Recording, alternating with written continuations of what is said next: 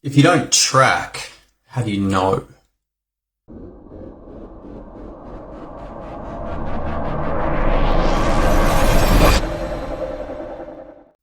If you don't track, what am I talking about? Well, I'm talking about tracking the key events in your life. And some of those might be big picture, some of those might be very small. But if you do not track, then your ability to look at what you're tracking and make any adjustments is suspect. And what I mean by that is that because life is so fast-paced, there's so much going on, so much change coming through, that even if you go 7 days time and you try and look back to what happened a week ago and you're relying on your memory instead of something that's documented, you're in trouble.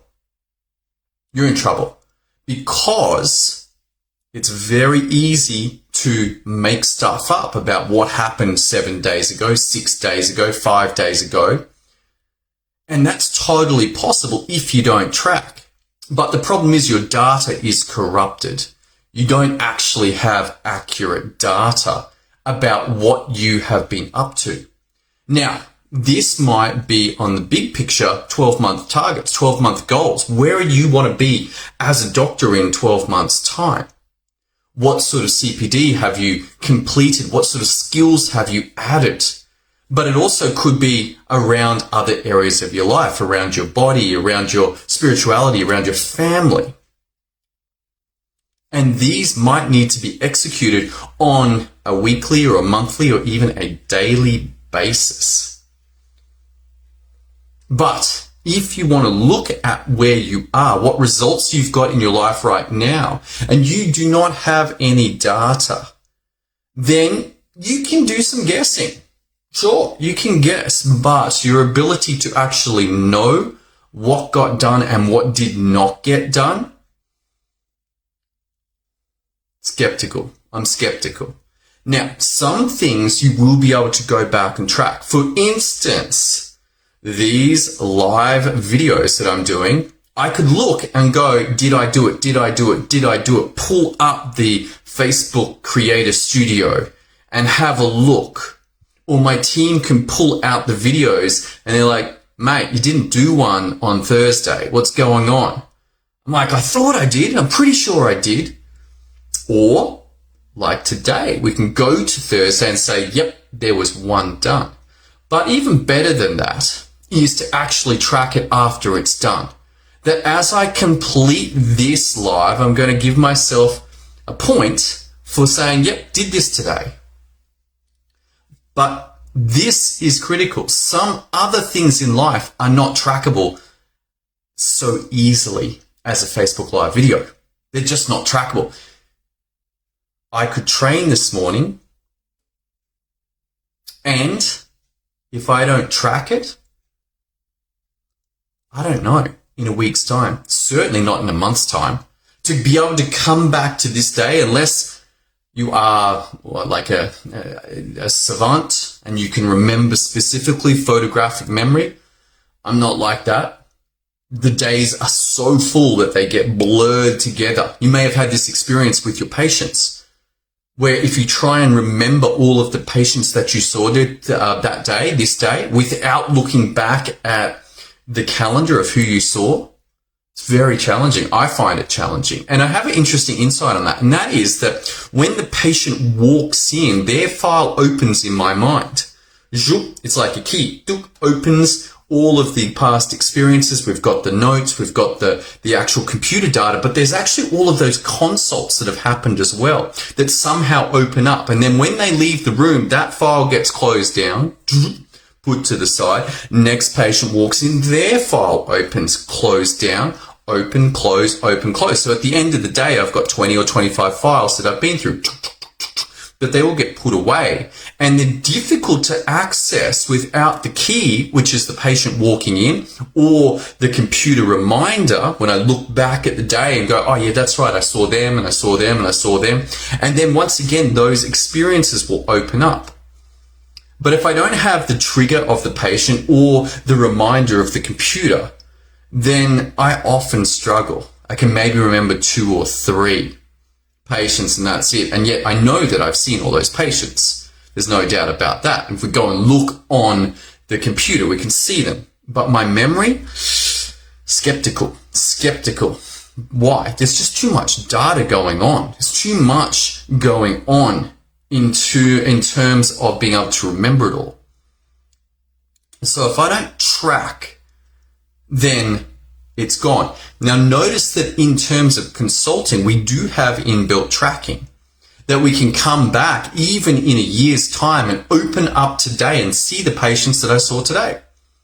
That data is tracked. But I want you to consider that other areas of your life where you should be investing daily would benefit greatly from tracking.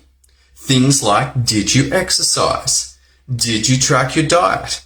Did you meditate? Did you connect to your family in some way?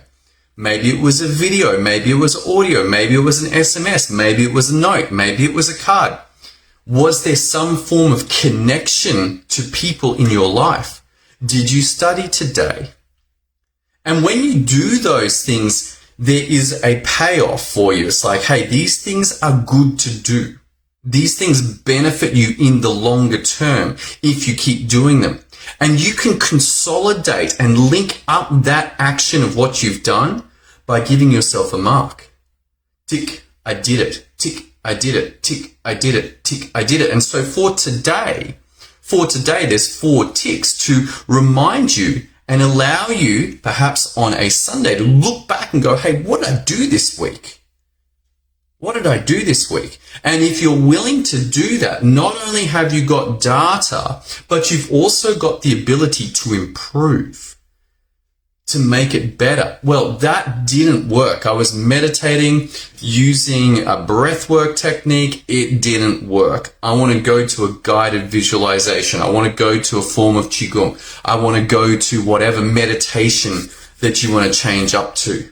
Perhaps it's a mantra based. Perhaps it's, I don't know, chanting. Who knows? There's 1,000 different types of meditation that could be used. And if you're not getting the results that you want from that meditation, guess what? Sunday is going to allow you an opportunity to go, you know what? I wanted this out of my meditation. I wanted focus. I wanted clarity, and I didn't get it from that form of meditation. Perhaps that's one form that is not very good for you.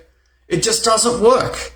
Some forms of meditation might work better than others. Some forms of exercise might work better than others. I rarely run now. I don't really like running. It hurts my knees. I'd rather go surfing. 100% much happier surfing. But also in choosing surfing, I need to be working on my flexibility, my strength, and I can't get too fat. Otherwise, it's very difficult to surf.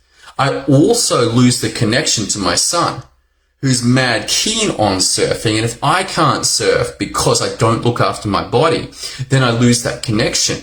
And he's surfing and he's having a great time, but I'm not there with him. Not so interested in that. So what I want you to take from this is what should be tracked in your life. Like right now, there is something where you're like, I really should track this. And what would it take for you to start tracking that? Perhaps you need a spreadsheet. Perhaps you need your phone and just go take a photo. There are many different ways of tracking. And then when you've got the data, when are you going to review it? Because it's one thing to track, and it's a whole different thing to have the courage to look back and go, that's what I did, that's what I didn't do. But if you are willing to do that, then that's when the change can happen and the improvements can happen. And you as a doctor, as a leader to your patients, to your family, and to yourself, can all start to level up. And day by day by day, there's a little improvement. And just like compound interest, we see a massive improvement all the way up over time. That's all I got for you today. I got my next patient coming in about 5 minutes time. Thanks for tuning in today. Look forward to seeing you on another episode as we continue this journey. Head over to GraduateMedicine.com if you want some more discussion, more help around your clinical certainty and this aspect of tracking important things in your life. Next time, I look forward to seeing you next time. Catch you then.